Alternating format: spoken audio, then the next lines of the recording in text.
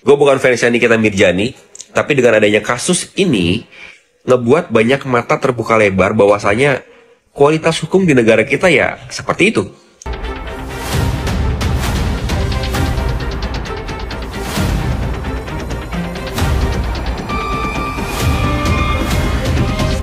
Nikita Mirzani lagi-lagi bikin beranda kita tuh panas ya. Ada yang teriak penangguhannya ditolak, ada yang bilang sudah dikabulkan. Padahal di sidang 4 September 2025 kemarin itu hakim cuma bilang masih dimusyawarakan. Belum ditolak, belum diterima. Jadi di KUHP itu memang ada yang namanya permohonan penangguhan penahanan sampai cendol. Jadi terdakwa atau pengacaranya boleh kok minta ya. Tapi keputusan ada di hakim penyidik ya.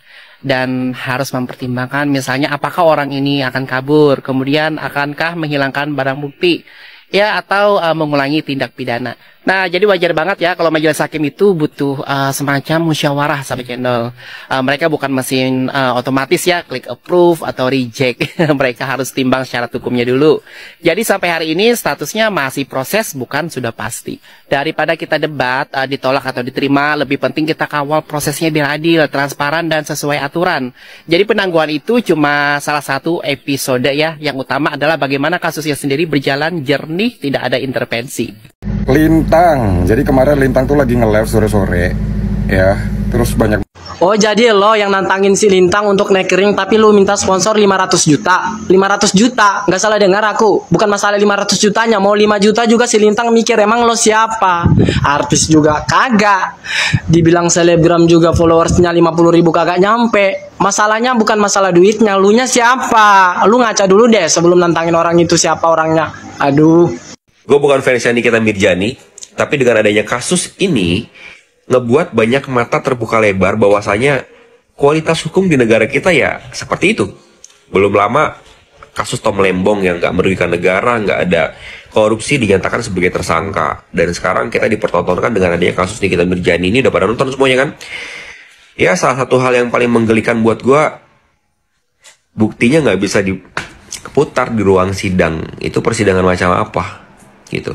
Itu membuktikan bahwa lu benar atau lo salah.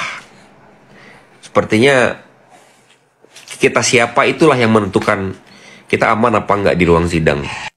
Mang Tatang, akhir-akhir ini aku lihat kamu nih gemar sekali ngebahas Bu Fitri di live-livemu gitu ya. Jadi aku bahas balik sekarang, nggak usah kau permasalahkan tentang pemberian Bu Fitri. Yang bukan iPhone lah, yang Android lah, yang inilah, yang itu. Jangan kau permasalahkan itu. Intinya Bu Fitri memberikan itu ikhlas secara cuma-cuma. Dan yang diberi pun girang, senang. Jadi nggak ada permasalahan itu. Yang harusnya kau permasalahkan, kau tanyakan adalah seseorang yang pernah memberikan 100 juta kepada orang lain, terus habis itu diminta ulang. Itu malu harusnya. Jadi kalau nggak ikhlas, kenapa kau berikan? Harusnya kau tanyakan begitu. Ini orang lain memberikan secara cuma-cuma, ikhlas, kau permasalahkan. Lah kalau gua mau sedekah, gua mau ngasih orang, gua mampunya ngasih 2.000, ya gua kasih. Ngapain harus gua maksain? Nah, ini netizen juga harus cerdas. Ini jadi pelajaran juga. Jadi teman-teman netizen, kalau mau memberi seseorang, jangan sampai menjadi beban untuk diri kita sendiri. Itu poin pertamanya. Jadi berilah sesuai dengan kemampuan dan keikhlasanmu. Kamu ikhlasnya memberi 2.000, beri 2.000. Kamu ikhlasnya memberi 5.000, beri 5.000. Nggak usah sok-sok pengen terlihat baik citra kamera nih ya, sok-sok memberi banyak biar terlihat baik di citra sosial media, tapi kau nggak ikhlas, nanti diminta ulang. Ada orang yang memberi 100 juta kepada orang lain, terus habis itu nggak dapet citra baik, terus diminta ulang, ada begitu. Jadi nggak perlu kita memaksakan, karena sesuatu yang dipaksakan itu akan meledos di tengah-tengah. Paham contohnya? Contohnya lah, kita lagi kredit sesuatu, lagi beli barang sesuatu, kita nggak mampu dengan harga itu, tapi kita memaksakan, akhirnya kita membabi buta cari uang untuk menutupi itu semuanya, untuk membayar ansuran-ansuran itu semuanya. Apa yang kita lakukan? Apapun akan kita lakukan demi untuk mendapatkan uang tersebut. Jangan begitu. Sesuai aja dengan kemampuan. Mampunya 2.000, nggak usah sombong-sombong kali, pengen terlihat wah, pengen terlihat kaya. Nggak usah begitu kalau memaksakan. Kalau kau memang mampu, beli gitu loh. Kalau kau nggak mampu, nggak usah memaksakan. Nanti ujung-ujungnya apa? Menghalalkan segala cara. Segala cara dihalalkan. Itu nggak baik.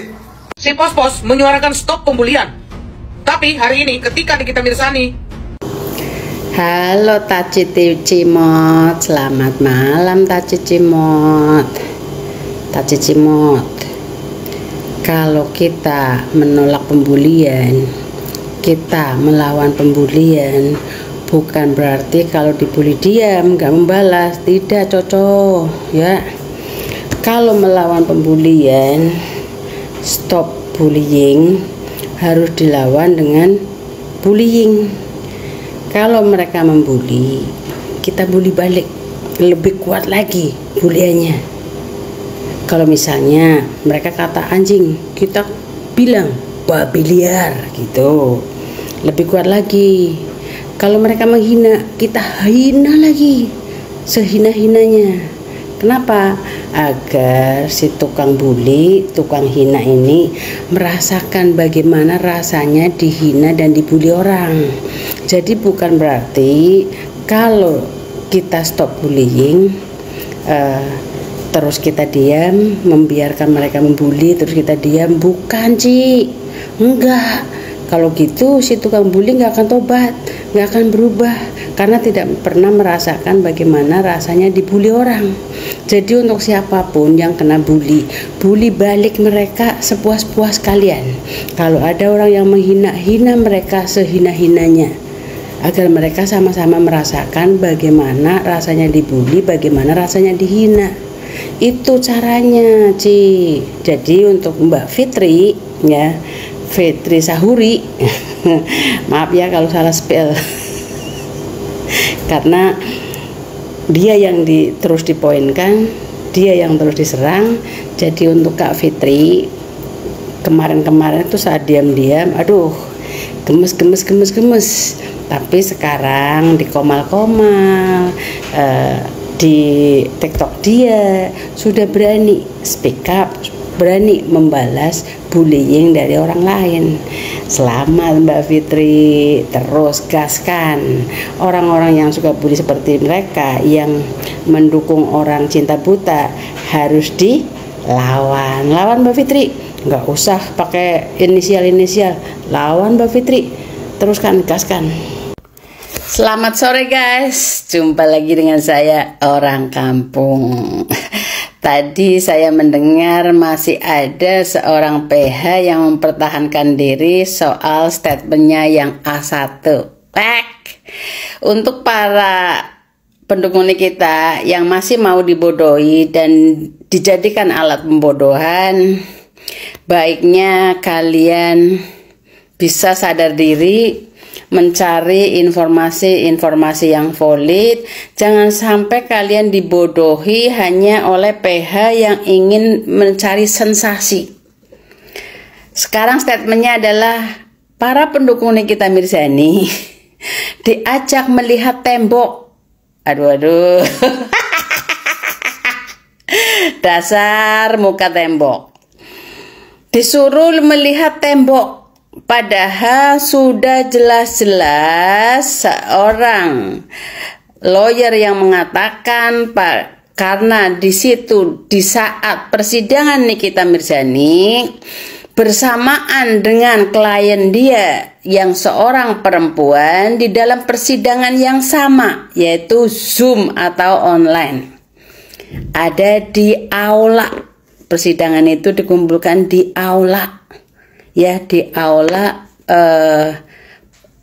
Pondok Bambu. Jadi memang tidak dalam tahanan, tapi di aula yang biasanya buat kegiatan, buat acara-acara para terdakwa atau mungkin para tersangka. Nah, disitulah tempatnya. Jadi bebas, mungkin bersih kan, karena bukan di tahanan, di aula. Masih berdebat bahwa ada rahasia yang harus ditutupi atau tidak bisa di speak up di publik. Mau tebal framing bahwa ada permainan hukum di belakang layar. Jangan bikin framing ya. Kalau memang sudah malu, A1-nya gagal, akui saja, minta maaf ke publik, terutamanya ke para pendukungnya. Lagi tenang, nggak dihantui dengan rasa bersalah, nggak dihantui dengan dosa. Gitu aja guys, salam akal sehat.